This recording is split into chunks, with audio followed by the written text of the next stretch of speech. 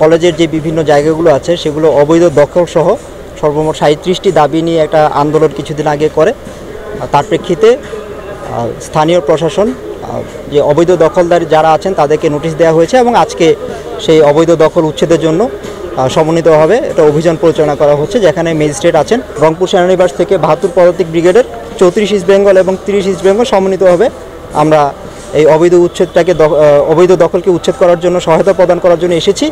আমরা নিশ্চিত করছি যে এই উচ্ছেদকে কেন্দ্র করে কেউ যাতে কোনো মব তৈরি করতে না পারে এবং এই অবৈধ উচ্ছেদটাকে বাধা প্রদান করতে না পারে। একই সাথে আমরা এটাও নিশ্চিত করছি যে যাদের যে দখলকৃত যে জায়গাগুলো আছে সেগুলো উচ্ছেদের ক্ষেত্রে তাদেরও যাতে কোনো বড় ধরনের ক্ষয়ক্ষতি বা কোনো ধরনের বিপদ যাতে অনাকাঙ্ক্ষিত কোনো যাতে পরিস্থিতি তৈরি না হয় সেটাও আমরা নিশ্চিত করছি।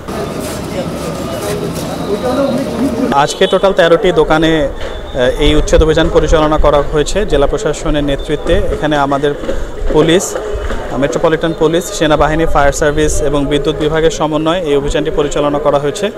মূলত যেহেতু দীর্ঘদিন ধরে এখানে অবৈধ দোকানগুলো ছিল, এখানে একটি সরকারি বড় রাস্তা ছিল যে রাস্তাটা ব্লক হয়েছিল, এখানে অবৈধ বিভিন্ন খুচরা দোকান থাকার কারণে যে যানজটের সৃষ্টি হয়েছিল সেটা নিরসনের জন্যই এই উদ্যোগটা গ্রহণ করা হয়েছে।